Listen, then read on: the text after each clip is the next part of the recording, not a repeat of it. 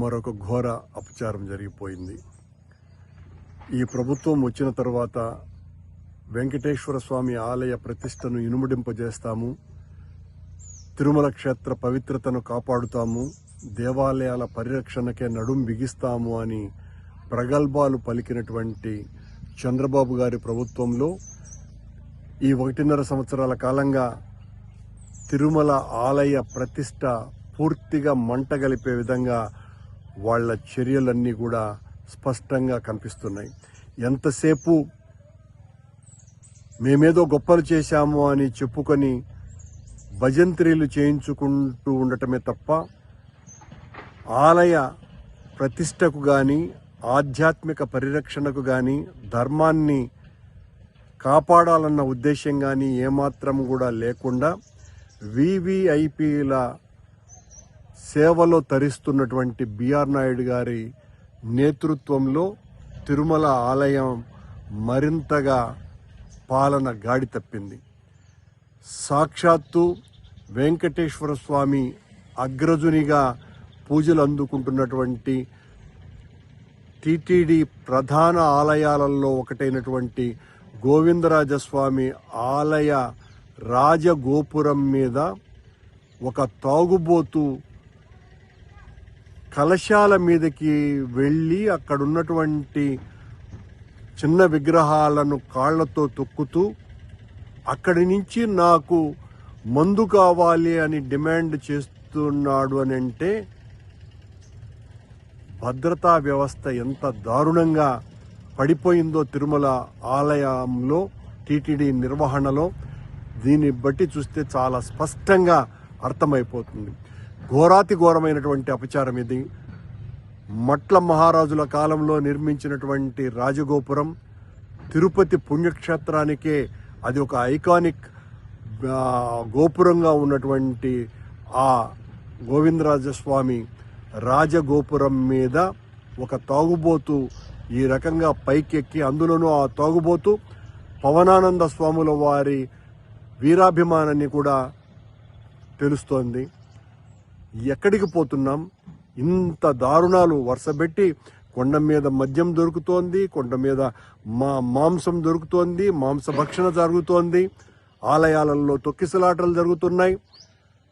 విపరీతంగా భక్తులందరినీ కూడా భయపెట్టేసి వైకుంఠ ఏకాదశికి వస్తే మిమ్మల్ని మేము చూసుకోలేము అన్నంతగా చెప్పటం మూలంగా మొదటి రోజున రద్దీ ఎంత తగ్గిపోయిందో దాన్ని చాలా గొప్పగా మేము ఆలయ నిర్వహణ అత్యద్భుతంగా నిర్వహించినాము అని చెప్పుకుంటున్నటువంటి ప్రభుత్వం ఎందుకు ఆలయానికి భక్తులు తక్కువగా వచ్చినారు ఆ రోజున అన్నటువంటి దాని మీద సమీక్ష చేసేటువంటి పరిస్థితి లేదు.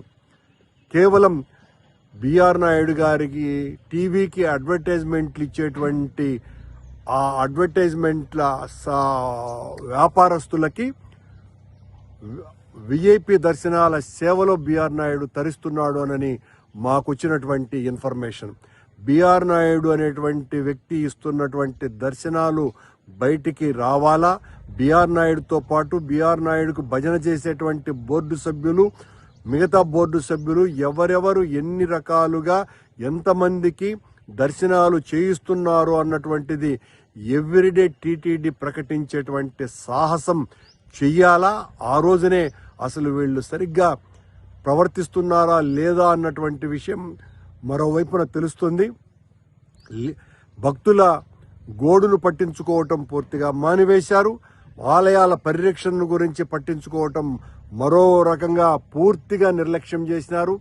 ప్రైవేటు ఆలయాలను వెంకటేశ్వర స్వామి ఆలయాలుగా, అనుబంధ ఆలయాలుగా తీసుకునేటువంటి యనమల రామకృష్ణుడు ఊరికి సంబంధించినటువంటి ఆలయాన్ని ఇప్పటి వరకు ఏ రోజున లేదు. ఈ రకంగా ప్రైవేటు వ్యక్తులు కట్టినటువంటి ఆలయాలను టీటీడీ తీసుకోవటం అన్నది ఏ రోజు కూడా జరగల. మొట్టమొదటిసారిగా ఈ కూటమి ప్రభుత్వంలో చంద్రబాబు గారి నేతృత్వంలోని పాలనలో తునిలో నియోజకవర్గంలో ఉన్నటువంటి ఒక గుడిని ఈ రకంగా టీటీడీ తీసుకోవటం అన్నది మరింత దారుణమైనటువంటి విషయం.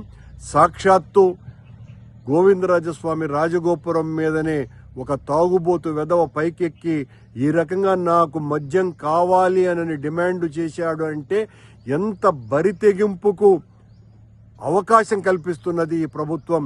ఈ ప్రభుత్వం ఎంతసేపు జగన్మోహన్ రెడ్డి గారి మీద మా మీద దాడి చేస్తూ మేమేదో అన్యాయం చేశామనే మాటలు చెప్పటమే తప్ప ఇప్పుడు జరుగుతున్నటువంటి వాటిల్ని ఏ రకంగా ఈ తప్పుల్ని సరిదిద్దుకోవాలా అన్నటువంటి ఆలోచన ఏమాత్రము కూడా చేయకపోగా దానికి పరాకాష్ఠగా ఈరోజు సాక్షాత్తు 1000 సంవత్సరాల క్రితమే 1000 సంవత్సరాలకు పూర్వమే తిరుపతిలో వెలసినటువంటి గోవిందరాజ స్వామి ఆలయ రాజగోపురం మీద తాగుబోతు ఎక్కి వీరంగం చేయటం అన్నది మొత్తం భక్తుల మనోభావాలన్నింటినీ కూడా పూర్తిగా దెబ్బతీసింది. ఇలాంటి వాటి మీద కఠినమైనటువంటి చర్యలు తీసుకోవాల్సినటువంటి అవసరం ఉన్నది.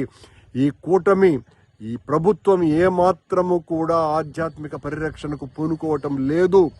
ఈ కూటమి వైదిక ధర్మాన్ని కాపాడటం లేదు. కేవలం సీఎంఓ నుంచి వచ్చేటువంటి వీవీఐపీలకు దర్శనం కల్పించటము, కొండ మీద ఉన్నటువంటి ఛానల్స్ అందరికీ కూడా పత్రికా విలేకరులందరినీ కూడా మేనేజ్ చేయటం ద్వారా ఎవరిని దర్శనం చేయించుకుంటున్నారు ఇలాంటి విషయాలన్నీ కూడా బయటికి రాకుండా చేస్తున్నారు. ఇవన్నీ కూడా తొందరలోనే మేమే దీని మీద పరిశోధన చేస్తున్నాం. ఖచ్చితంగా తొందరలోనే బయట పెడతామని తెలియజేస్తూ ఈ సంఘటన అత్యంత దారుణాతి దారుణమైనటువంటి విషయం అన్నటువంటి విషయాన్ని గుర్తు చేస్తూ సెలవు.